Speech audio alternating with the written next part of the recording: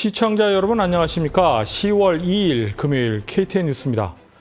트럼프 대통령이 코로나19 확진 판정을 받으며 백악관에 비상이 걸렸습니다. 트럼프 대통령이 최근 대선 토론회와 선거 유세 현장 등 다양한 장소를 방문한 만큼 접촉자 추적에도 난항이 예상됩니다. 김용성 기자가 보도합니다. 트럼프 대통령은 오늘인 2일 오전 트위터를 통해 자신과 영부인 멜라니아 트럼프가 코로나19 확진 판정을 받은 사실을 밝혔습니다. 트럼프 대통령과 영부인은 이전에 호프익스 백악관 보좌관이 확진 판정을 받자 자가격리에 들어갔던 바 있습니다. 마크 메더우스 백악관 비서실장은 트럼프 대통령이 감기와 비슷한 가벼운 증세를 보이고 있다고 전했습니다. 하지만 영국 보리스 존슨 총리도 가벼운 증세를 보이다 악화되었던 만큼 아직은 지켜봐야 하는 시기입니다. 트럼프 대통령은 74세이며 비만인 등 코로나19 취약계층에 해당됩니다. 트럼프 대통령의 감염 경로에 대해서는 아직 정확하게 확인된 바 없습니다.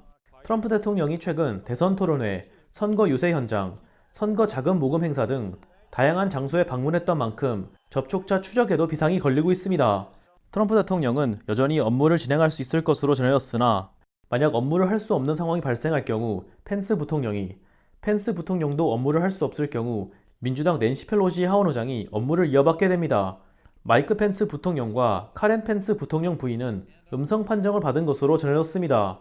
조 바이든 민주당 대선 후보와 부인 질 바이든은 음성 판정을 받았습니다.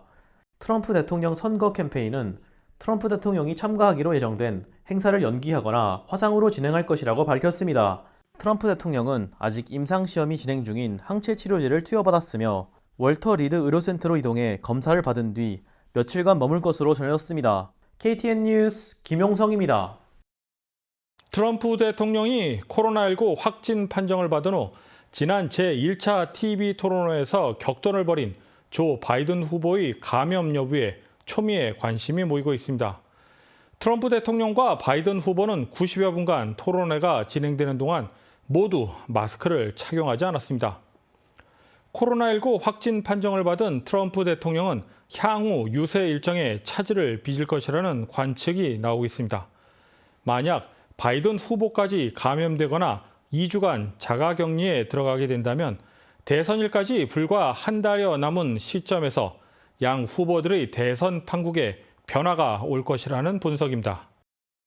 민주당과 백악관이 협상이 아직 합의에 도달하지 못하고 있는 상황에서 민주당은 어제인 1일 자신들이 작성한 2조 2천억 달러 규모의 경기부양법안에 대한 표결을 강행했습니다. 해당 법안은 214대 207의 표결로 하원을 통과했습니다. 하지만 초당적 합의 없이 표결을 강행한 만큼 해당 법안이 실제 상원을 통과할 가능성은 없어 보인다는 관측입니다. 일부 민주당 하원의원 또한 해당 법안이 실제 법제화될 가능성이 없다는 점을 지적하고 있으며 반대 의사를 내비쳤습니다. 펠로시 의장은 이번 주 내로 백악관과 합의에 이를 가능성은 낮을 것이라고 보인다고 밝혔습니다. 팬데믹으로 인해 어려움을 겪고 계신 가정이 있으실 텐데요. 디케 카운티 정부는 내일인 3일 세 군데 장소에서 음식 박스를 선착순으로 전달할 것이라고 밝혔습니다. 관련 내용을 김용성 기자가 보도합니다. 디캡 카운티 정부는 내일인 3일에 드라이브스루 음식 박스 나눔 행사를 진행할 것이라고 밝혔습니다. 2,500개의 박스를 3가지 장소에서 전달할 예정입니다. 방문자에게는 20파운드어치의 과일 및 채소와 3파운드가량의 육류 제품이 지급될 것으로 전해졌습니다. 디케이터시의 벅 고드프리 스타디움, 클락슨시의 제임스 할포드 스타디움, 스톤크레스트시의 뉴버스 선교 침례교회에서 나눔 행사가 진행될 예정입니다. 오전 10시에 시작되며 박스는 선착순으로 지급됩니다. KTN 뉴스 김용성입니다. 코로나19 대응 범한인 비상대책위원회 약칭 한인 비대위가 오늘 해단식을 가졌습니다. 지난 4월 야심차게 출발했던 출범식과는 다르게 오늘 해단식은 많은 아쉬움을 남겼습니다. 코로나19 범한인 비대위 해단식이 오늘 오전 둘루스 소재 서라벌 식당에서 열렸습니다. 김윤철, 이홍기, 김영률 공동위원장을 비롯해 이혁, 서남석, 이건태 간사와 그동안 한인 비대위에서 봉사했던 관계자들이 참석했습니다. 비대위 측은 그간 활동을 마감하며 봉사자들과 간사들에게 감사패를 전달했습니다. 이후 이건태 간사는 비대위 계좌로 입금된 금액을 집계한 회계 보고에 들어갔습니다. 이 간사는 그동안 수입은 총 33,630달러, 지출은 37,883달러 2센트이며 현재 잔액은 746달러라고 밝혔습니다. 기타 후원으로는 지상사 협의회의 $10,000 상당의 상품권과 CKA 25,000달러, 주중강 박사의 $10,000 후원금 등 총 45,000달러가 들어왔다고 전하며 해당 내용은 애틀랜타 한인회 구좌로 입금돼 한인회에서 집행됐다고 밝혔습니다. 김인철 한인회장은 해당 45,000달러에 대해 4분기 한인 이사회에서 재정 보고를 하겠다고 밝혔습니다. 이에 대해 일부 기자들은 비대위 결산 보고에 한인회가 집행한 부분이 누락됐다며 의문을 제기했습니다. 또한 한인회가 비대위 계정에서 반환해간 금액 1,630달러에 대해 해명을 요구했습니다. 이건태 간사는 비대위가 집행한 부분은 모두 영수증이 처리되었다고 말하며 의문이 있는 사람은 열람할 수 있다고 밝혔습니다. 또한 특정 언론사의 기사에 대해 불만을 나타내며 해명을 요구하기도 했습니다. 비대위 관계자는 운영 미숙이나 역량 부족으로 인해 오해될 수 있는 부분은 있을지 모르겠으나 양심을 걸고 의혹을 받을 일은 없었다고 강조했습니다. KTN 뉴스 스티븐입니다. 이번 주말에 열리는 애틀랜타 스포츠 경기와 해외파 한국 선수들의 경기 일정을 배준경 기자가 종합했습니다. 애틀랜타 브레이브스가 신시내티와의 플레이오프 첫 시리즈를 수입했습니다. 어제 투리스트 파크에서 열린 경기에서 신시내티를 5대 0으로 잡으며 2001년 이후 첫 플레이오프 시리즈 승리를 이뤄냈습니다. 2001년 플레이오프에서는 휴스턴 애스트로스에게 승리하였고 이후 애리조나 다이아몬드백스에게 패배하였습니다. 이때 다이아몬드백스에서는 김병현 선수가 활약하고 있었습니다. 브레이브스는 이제 마이애미 말린스나 시카고 컵스를 상대로 내셔널리그 디비전 시리즈를 치르게 됩니다. 디비전 시리즈는 10월 6일에 시작하고 중립지역인 휴스턴 애스트로스의 미닛메이드 파크에서 열릴 예정입니다. ESPN의 미국 프로축구 전문 기자 제프 칼라일이 정리한 메이저리그 축구 시즌 중간 결산에서 가장 실망스러운 팀으로 애틀랜타 유나이티드가 뽑혔습니다.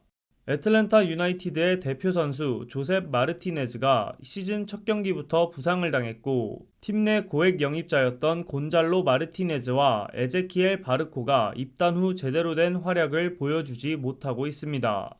애틀랜타 유나이티드는 내일인 토요일 저녁 7시 DC 유나이티드를 상대합니다. 지난 일요일 시카고 파이어에게 덜미를 잡히며 플레이오프 컷오프 순위인 12자리에서 밀려난 애틀랜타가 리그 최하위 DC 유나이티드를 잡고 플레이오프 막차를 타기 위한 싸움을 이어나갈 수 있을지 관심이 모아지고 있습니다. 애틀랜타 팔콘스가 3연패를 기록하며 내셔널 풋볼 컨퍼런스 남부지구 최하위를 기록하고 있습니다. 이번 주에는 일요일 경기가 없고 월요일 저녁 경기가 예정되어 있습니다. 팔콘스를 대표하는 와이드 리시버 훌리오 존스가 드디어 햄스트링 부상에서 훈련에 복귀했지만 동료 와이드 리시버 켈빈 리들리가 발목 부상으로 훈련에서 제외되었습니다.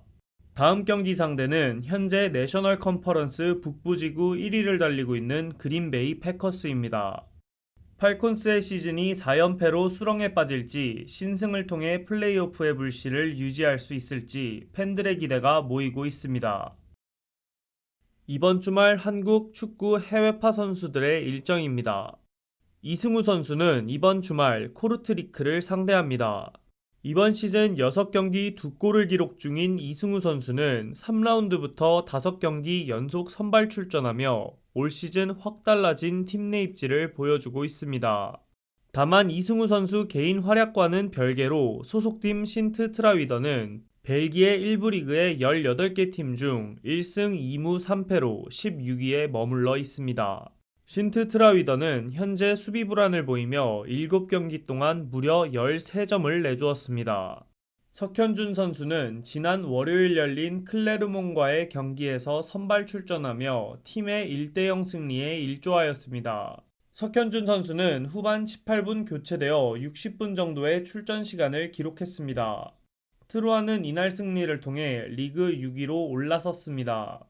석현준 선수가 소속된 트루아는 최근 5경기에서 승, 패, 승, 패, 승을 기록하며 최근 5경기 승, 무, 패, 패로 부진을 겪고 있는 툴루즈를 상대로 연승에 도전합니다.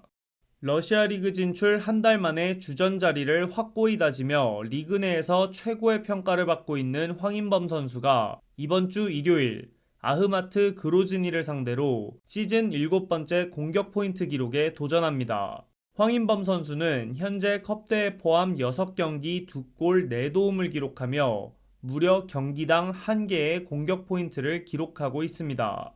황인범 선수는 현재 러시아 프리미어리그에서 90분당 평균 키패스 4.1회, 빅찬스 창출 1.1회로 1위를 기록 중입니다. 황인범 선수의 활약을 방증하듯 소속팀 루빈 카자는 황인범이 출전한 경기에서는 5승 1무를, 결장한 나머지 4경기에서는 1무 3패로 부진했습니다. 황의조 선수가 아직 이번 시즌 골을 기록하지 못하고 있는 가운데 이번 주말에는 권창원 선수가 몸담았었던 디종을 상대합니다. 현재 0승 1무 4패로 리그 최하위인 20위에 위치한 디종을 상대로 첫 골 사냥에 도전합니다. 보르도는 현재 1승 3무 1패로 리그 12위에 위치해 있습니다. 지난 경기에서 볼프스부르크를 상대로 1대1 무승부를 기록한 프라이부르크가 이번 주말에는 강호 도르트문드를 상대합니다. 저번 경기에서 후반 33분 나란히 교체로 투입된 권창훈 선수와 정우영 선수는 추가 시간 포함 16분 동안 팀의 무승부 결과를 바꾸지 못했습니다. 프라이부르크는 개막 후 2경기에서 1승 1무를 기록하며 순조로운 출발을 하고 있습니다. 독일 축구협회 포칼컵에서 데뷔골을 신고했던 황희찬 선수는 분데스리가 2경기에 연속 교체로 출전했으나 아직 공격 포인트를 올리지 못하고 있습니다. 지난달 26일 레버쿠젠 원정에서 날카로운 모습을 보였지만 마지막 한 방이 부족했습니다. 그러나 율리안 나겔스만 라이프치히 감독의 신임 속에 빠르게 적응을 마치며 첫 골에 대한 기대감을 높이고 있습니다.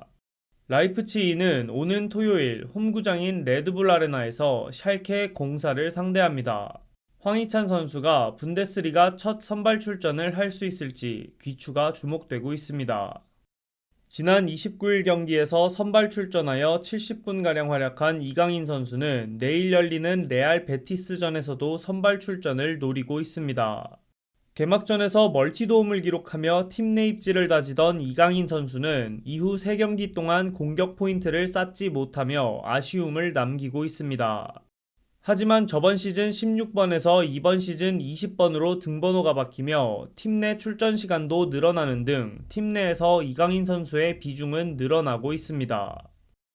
손흥민 선수는 지난달 27일 뉴캐슬 유나이티드와의 잉글랜드 프리미어리그 3라운드에 선발 출전했다가 햄스트링 부상으로 인해 전반전만 뛰고 교체되었습니다.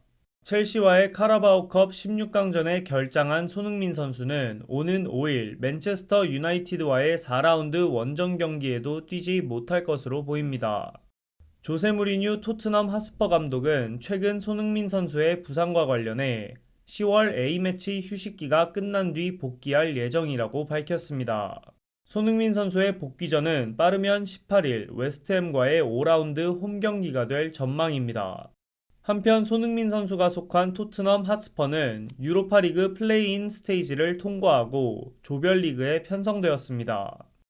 토트넘은 비교적 무난하다고 평가받는 로열 앤트워프, 루도고레츠, 그리고 라스크린츠와 함께 제2조로 추첨되었습니다. KTN 뉴스 배준경입니다. 다음은 오늘의 코로나19 집계입니다. 김용성 기자가 보도합니다. 오늘인 2일 오후 3시 30분 기준 미국 내 코로나19 누적 확진 환자는 752만 6,557명, 누적 사망자는 21만 3,232명입니다. 어제 하루 동안 신규 확진 환자는 47,389명 늘었고 신규 사망자는 920명 증가했습니다. 주별 누적 확진 환자는 캘리포니아, 텍사스, 플로리다, 뉴욕, 조지아 순으로 많습니다.